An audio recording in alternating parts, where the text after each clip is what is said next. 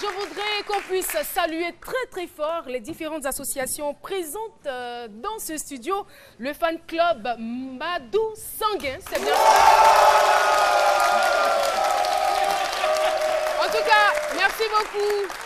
Merci pour toute cette chaleur que vous apportez à cette émission. Et je souhaiterais aussi qu'on puisse saluer l'association des femmes du marché Williamsville, Mosquée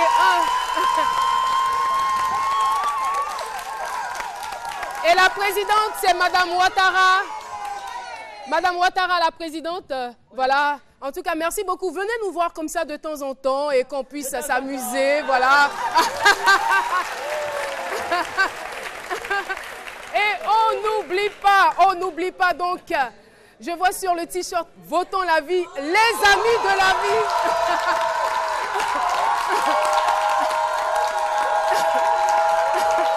Merci en tout cas. Merci beaucoup. Alors, faut tout simplement dire. Ah d'accord. Merci. Merci. Alors, votons la vie parce que la vie est plus qu'un trésor. Tout simplement, ce n'est pas un candidat, hein, ce n'est pas la politique. C'est plutôt sensibiliser les gens à voir le caractère précieux de la vie. En tout cas, merci beaucoup. Je suis avec vous, hein, je suis aussi amie de la vie. Et oui, nous allons poursuivre et vous savez que le sport, c'est aussi la vie. Le plaisir du sport, c'est avec Aya Lebel qu'on retrouve tout de suite.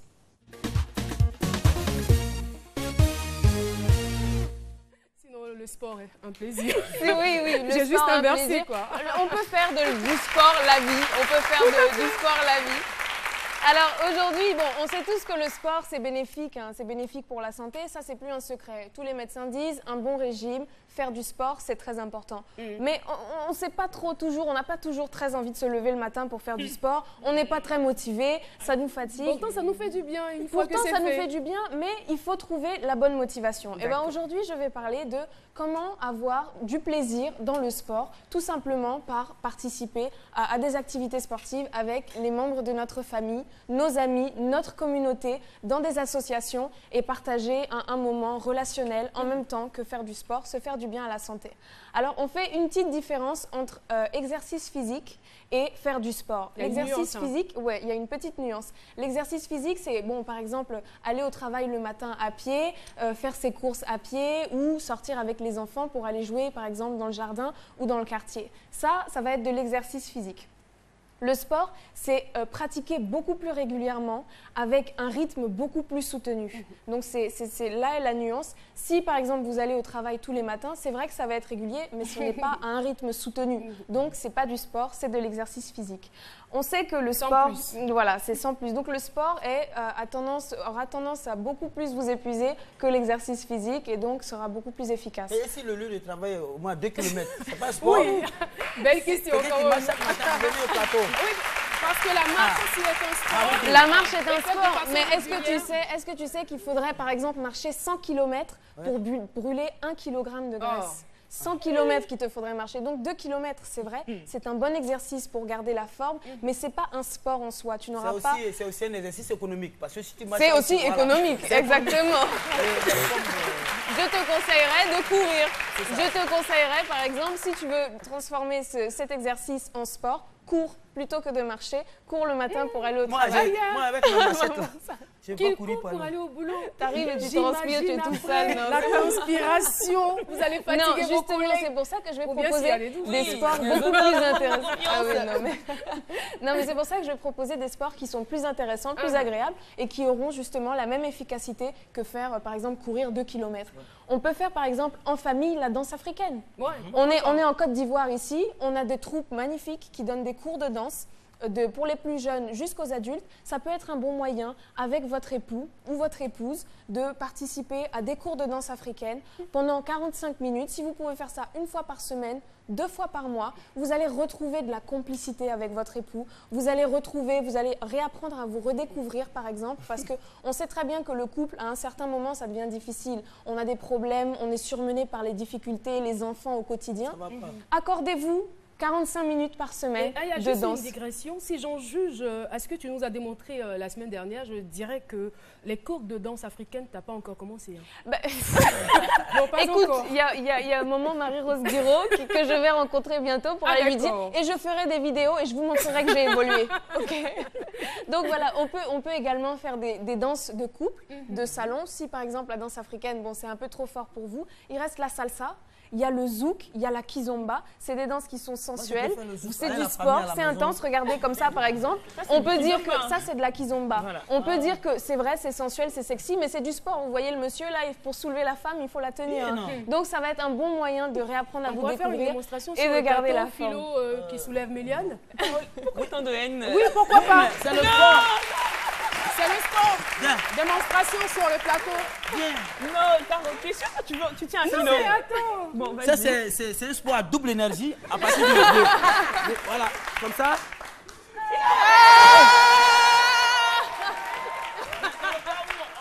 On ne peut pas soulever sa partenaire, c'est un sport. Ça va améliorer ton endurance, en tout cas, Philo.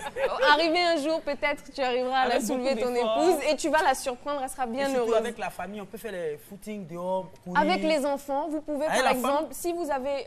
comment? Avec la femme aussi, madame? Avec madame, si madame est d'accord pour participer, vous pouvez très bien participer, mais il y a aussi les enfants. Si monsieur, par exemple, qui est tous les jours au travail, peut rentrer à la maison et aller, par exemple, jouer au foot avec ses enfants, ou, par exemple, prendre des cours de kung-fu. Moi, j'ai participé une fois, mon frère faisait du kung-fu et j'ai été un jour à un cours de kung-fu. On a passé un agréable moment ensemble. Bon, c'était difficile, hein, j'ai pas continué. Franchement, c'est très difficile. Ça reste du sport, mais ça rend, par exemple, le moment plus vivant et plus agréable. C'est beaucoup plus facile d'apprécier cela ensemble, quoi. Donc voilà. Et puis en plus de ça, vous allez vous retrouver changé parce que vous faites du sport. C'est vrai que c'est un plaisir, mais vous allez faire du sport en même temps. Vous allez avoir un ventre peut-être plus plat, les jambes un peu plus ferme pour vous, mesdames, et vous, messieurs, vous serez plus endurants. Et on va sentir la différence au quotidien. Donc, le sport, tous les bénéfices, justement, des activités sportives et en contrepartie, les bénéfices dans les relations sociales, les rapports sociaux avec la famille, les amis, les parents, les membres de notre famille ou toute la communauté qui est autour de nous. On va partager un moment comme ça ensemble, c'est toujours agréable. Merci beaucoup, Aya Lebel. Vive le sport. Vive le bien-être. Le sport, un plaisir. Alors, Méliane, moi, je veux juste savoir si de temps en temps, tu pratiques du sport. Oui. Oui. La natation. La natation, c'est très bien. La danse aussi. Ah, la danse aussi. La natation, là, je ne suis pas du tout étonnée parce qu'on voit souvent les vendredis ici à l'heure. Oui, je veux dire, on apprend, comme elle a dit, avec la danse africaine, on n'imagine pas combien de fois on transpire. Ah oui, c'est vraiment c'est un sport. Après une séance, je dis à Nissé, c'est bon là, c'est bon, plus de... Alors, Méliane, on te retrouve tout de suite pour la chronique l'éthique, les TIC, si vous le voulez. C'est parti. Eh bien, Caroline, aujourd'hui, je vais te présenter... je vais te présenter un membre de ma famille. Encore? Oui, je vais te présenter mon grand-père. Après ton oncle, ton grand-père. Après mon oncle, mon grand-père, c'est lui qui a formé justement mon oncle. Ah, d'accord. Donc, on a sa photo qui s'affiche à l'écran. J'ai le meilleur grand-père. Gates. Oui, Bill Gates. Et bien, tu vois, mon papy, c'est quelqu'un qui... En ce moment, il est un peu fatigué, donc il n'a pas forcément envie de toujours bouger, mais il veut surveiller ses affaires. Il veut pouvoir travailler, mais en étant à la maison. Et il s'est dit certainement que c'est le cas de plusieurs personnes. Donc, c'est pour ça que mon papy a développé un système qu'on appelle OneDrive. Avec OneDrive, on est à la maison, on est à différents endroits et on travaille. Donc, avec OneDrive, on peut non seulement faire des conférences de rédaction. Philo, par exemple, peut rédiger sa chronique envoyée par OneDrive à monsieur Andrew qui va corriger. Et avec OneDrive, on a chacun nos accès et on travaille en groupe. Donc, plus besoin de se déplacer. Chacun chez lui à la maison et on travaille. Donc ça évite, comme Philo l'a dit tout à l'heure, économie de transport. Ouais. Mais OneDrive, c'est la conduite, bon, c'est pas une seule conduite comme ça en anglais. Je sais pas comment, ça a quoi à voir avec corriger. Justement, le drive, je veux dire, c'est conduire. Drive, c'est conduire. Donc, tu envoies tes fichiers. Donc, tes fichiers courts. Tes fichiers vont dans le... Drive. Il m'a tué. Les fichiers vont dans le cloud en fait. Donc avec OneDrive, on n'a plus besoin forcément de se déplacer et c'est pratique sur tous nos supports, c'est-à-dire téléphone, tablette, ordinateur. Avec OneDrive, on envoie des fichiers et on travaille. Et on peut même s'appeler avec OneDrive, ce qu'on appelle SkyDrive. Et c'est quoi l'intérêt? L'intérêt, c'est d'abord on va dire des conférences de rédaction virtuelles. D'accord. Et on ne peut pas perdre des données. Je veux dire, si j'ai envoyé tous mes fichiers, tous mes rapports dans le drive que j'ai perdu mon ordinateur, je récupère simplement toutes mes données après. Est-ce que c'est pas comme un cloud un petit peu? Justement, mais c'est plus professionnel, quoi. C'est un cloud et c'est plus professionnel. Parce que tu as justement, comme tu dis, les conférences qu'on peut organiser. On peut même faire ces midis sur OneDrive. Il n'y a pas de risque, il n'y a pas d'inconvénient? Non, il n'y a pas d'inconvénient parce que justement, le cloud sur OneDrive est vraiment sécurisé. Ok, ça marche. Bon, tu sais, mon grand-père, il tient ses sous, donc il ne peut pas permettre à tout le monde d'y avoir accès comme ça. Et pour justement avoir accès à OneDrive, il faut simplement avoir un compte. Donc, je vais vous apprendre aujourd'hui comment créer son compte avec un compte Microsoft. On a qu'à taper sur outlook.com. Généralement, on l'utilise comme messagerie professionnelle aussi. Donc, les entreprises utilisent parfois Outlook pour créer des messageries professionnelles. Outlook. Oui, Outlook. Donc, on va sur outlook.com et on fait créer son compte. Donc, lorsqu'on crée le compte, on va rentrer ensuite le nom, prénom, les pays et toutes les informations. Il faut préciser aussi que vous pouvez jumeler votre compte Gmail ou votre compte Yahoo au cloud.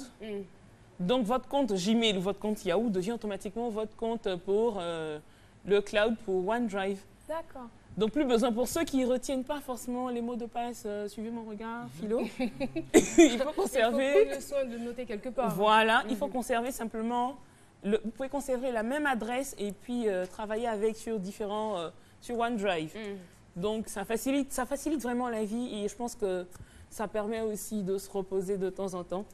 Et justement d'avoir l'occasion, comme Aya l'a dit tout à l'heure, d'aller faire le sport. Si j'ai fini de travailler tranquillement, je n'ai plus besoin de me déplacer, j'envoie les formations et j'ai le temps de danser à la maison. Mais nous, les paysans au village, qu'est-ce que ça peut nous apporter? Parce que OneDrive, bon, qu'est-ce que nous, ça peut nous apporter? C'est ça.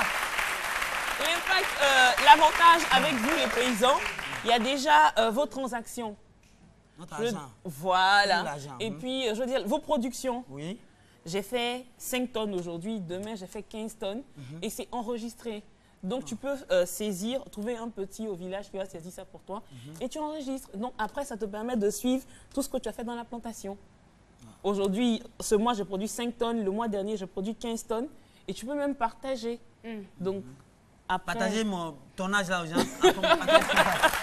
Non, partager les informations avec tes acheteurs. Donc, on saura que Philo, par exemple, a 15 tonnes de disponibles, donc on pourra facilement aller et puis il va avoir les sous et il va venir me donner si on va partager. Avec un mot de passe bien précis. Tout le monde ne doit pas connaître ma production. Voilà. Donc, justement, pour le mot de passe, je vais peut-être revenir là-dessus rapidement. Pour le mot de passe, utilisez encore, je le répète, des phrases de passe et parfois dans vos patois. Si, par exemple, Philo qui prend en baoulé, sous coffee et sous, tu écris ça comme ça pour dire que je vais au champ. Mais tu n'es pas en train de nous dire que c'est ton mot de passe. Hein. Non, ça ne peut jamais être possible. Avec cette phrase-là, dans votre patois, c'est difficile de craquer le compte. D'accord. En tout cas, on te remercie pour toutes ces informations. Nous avons une autre coupure pub et on se retrouve. Du 1er au 31 octobre 2015, gagnez des bonus sur vos achats de crédit par Flouz Mobile Money. Du lundi au samedi, c'est 100% de bonus. Et le dimanche, il double à 200%. Tapez étoile 155, étoile 3, étoile 1 dièse. Avec Flouz Mobile Money, tout devient si simple. Move, no limit.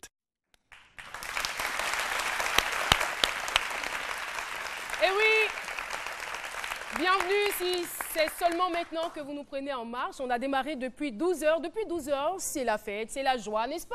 Ou vous me faites mentir? N'est-ce pas?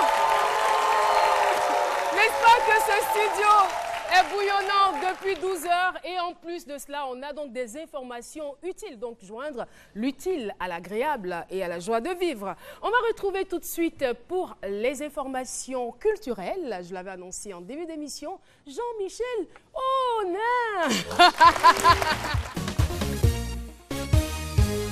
En tout cas, cas, façon très très particulière de prononcer ton nom. Hein. C'est très musical ça témoigne de tout l'amour, n'est-ce pas, que j'ai pour toi. Merci pour cette preuve d'affection, elle est très artistique. Je t'en prie, c'est pas gratuit. Et puis j'aime bien la couleur de ton... Ouais, tu vois, ça tue. Merci. Alors on y va, Jean-Michel. Bonjour à tous. Le retour de l'actualité culturelle cette semaine avec une grande nouvelle pour la musique ivoirienne. Ne me fais pas rire. Non, mais en fait, le truc, c'est que le chapeau vient à point nommé, quoi. Oui, ça te donne un autre genre. Donc là, moi, je suis... Au nom de tous les paysans de Côte d'Ivoire, ah ouais. Donc tu kiffes le site? Ouais, bon, il fallait le chapeau pour que ce soit bien correct. Parfait, ouais, super, c'est gentil, d'accord.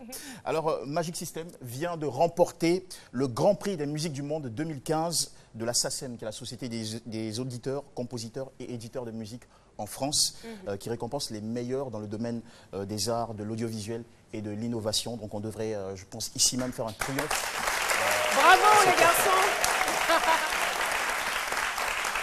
Et ils recevront leur prix le 30 novembre prochain aux Folies Bergères à Paris, avec 14 autres lauréats, dont Bob Sinclair, dans la catégorie de Grand Prix de musique électro. Et j'ai encore envie de dire, si j'étais peut-être quelqu'un d'autre, une personnalité en dehors de ces midis connus, je ferais tout pour passer à cette émission. Parce que chaque fois qu'on passe ici, on a des prix. On est récompensé. Franchement, c'est le constat que moi j'ai fait. C'est récurrent, c'est récurrent. À la fin. Nous qui sommes toujours à cette émission, à quand nos prix? Ben, nos prix, c'est-à-dire que nos prix sont là. C'est la reconnaissance du public, c'est l'amour, c'est l'affection. N'est-ce pas? Donc, mon ami Gaël vient, c'est musical. Pourquoi pas? Allez, on parle d'un autre triomphe, celui de la destination Côte d'Ivoire. Monsieur Jean-Marie Sommet, directeur de l'Office ivoirien du tourisme, a lancé cette semaine, c'était mercredi, la 5e édition de l'Abissa Tour qui se tiendra du 1er au 8 novembre à Grand Bassam. L'objectif, c'est de vendre sur le plan national et international cette fête bassamoise, l'Abissa, pour attirer le maximum de touristes. Au programme de cette semaine culturelle, des circuits touristiques, un grand bal des années 70 et puis un week-end de rêve. Plus de 4000 participants sont attendus dans la capitale des Nzima. Kotoko.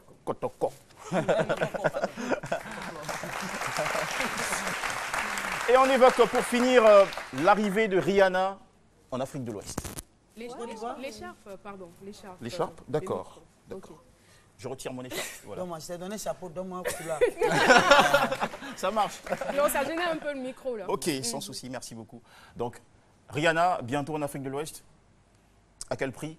Eh bien, la jeune star de 27 ans, après de grands noms comme Quentin Tarantino et Karl Lagerfeld, vient de faire la une du prestigieux T Magazine qui est rattaché à New York, au New York Times, qui l'a classé parmi les 25 légendes de notre génération. Et à cet effet, elle a accordé une interview dans laquelle elle a dit, je cite, « Si je dois venir pour un spectacle en Afrique de l'Ouest, ce sera un concert gratuit pour le bonheur des populations, comme Bob Marley l'aurait fait. Ce jour-là, si des gens veulent sauter la clôture pour être là, qu'on les laisse faire. » Voilà. Donc, on va lancer un appel à tous les organisateurs de spectacles. Essayez de trouver un mobile, une cause, je ne sais pas, un truc, et puis contactez le management de Rihanna, dites-lui de venir faire un concert gratuit en Côte d'Ivoire à Abidjan. Nous, on est prêts à sauter plus que des clôtures même. Plus que les clôtures, en tout cas, c'est sympa. Ouais. Merci Rihanna. Alors Jean-Michel, on a terminé. Hein. D'accord. On a terminé. Tout à fait, tout est dit. Tout est dit. Hein. Mais on n'applaudit pas, pourtant il nous donne de très bonnes informations dans le domaine de la culture. Alors, je vous le disais donc, je vous le disais à l'entame de cette émission, nous avons des surprises, nous avons des invités surprises et aussi des troupes fêtes. Celui que je vais appeler, c'est un jeune styliste, il vit à Paris, il est styliste modéliste et il a décidé de venir se faire, sinon mieux connaître à Abidjan. Son nom, c'est Madou Sanguin et c'est son fan club qui est là. Madou Sanguin. Madou Sanguin qui nous rejoint donc sur le plateau.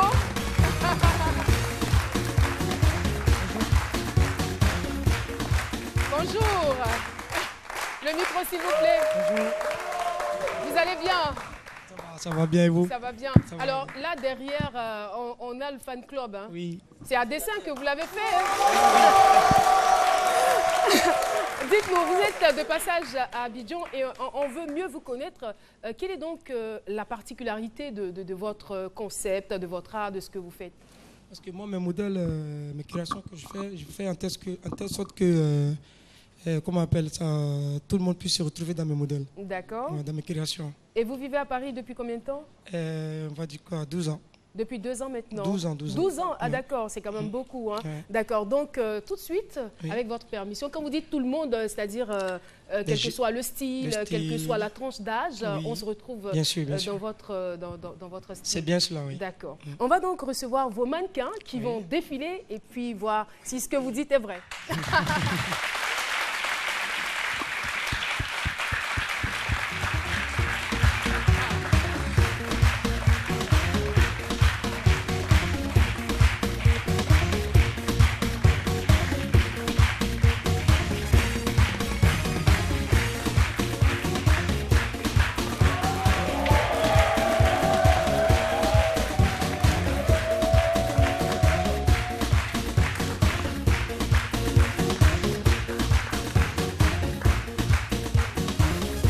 Voilà. Donc on observe plusieurs modèles en même temps. On a même du bazin. Voilà, du bazin. Oui. C'est vrai, vous travaillez aussi le bazin. Oui. Et là, c'est de la broderie? Non, pas la broderie, c'est un modèle fait main. C'est fait à la main, ça. Ah, c'est fait à la main. C'est le motif que je fais à la main. Alors là, bravo. Hein. Comme c'est pareil que la veste que... Ça aussi. Ouais. Est-ce que vous pouvez vous rapprocher, s'il vous plaît? J'aime bien... J'aime non seulement le style de la veste, mais j'aime aussi la démarche du mannequin. Je ne sais pas si on l'a vu à l'antenne. Hein. Et tout ça, ces motifs-là, c'est fait main. Ouais. D'accord. Et vous faites ça en combien de temps? Une journée. Hein, fait pour ça, une journée. Et le tissu? C'est du vélo. C'est du vélo. C'est le vélo asé. Qui revient encore à la mode. Voilà. C'est bien ça. D'accord. Merci beaucoup. Merci. Je t'imagine Jean-Michel dans cette veste et tira à ravir. Merci beaucoup. J'aime aussi. Voilà. En tout cas, merci. Merci à ces charmants mannequins. Oui, Philo. Vous travaillez tous les tissus. Moi, après mes productions.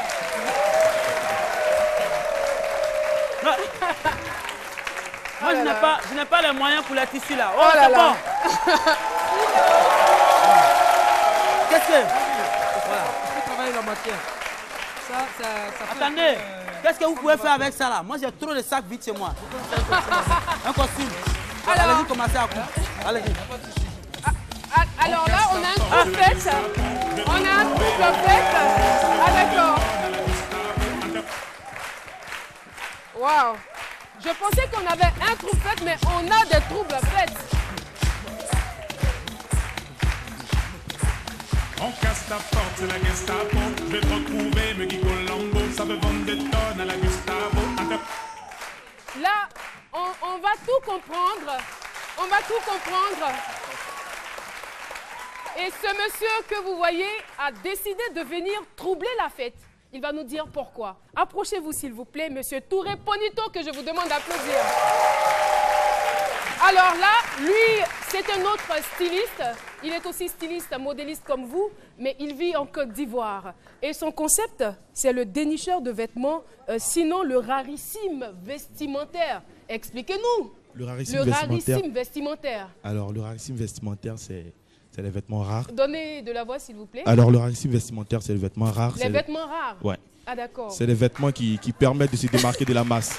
Voilà.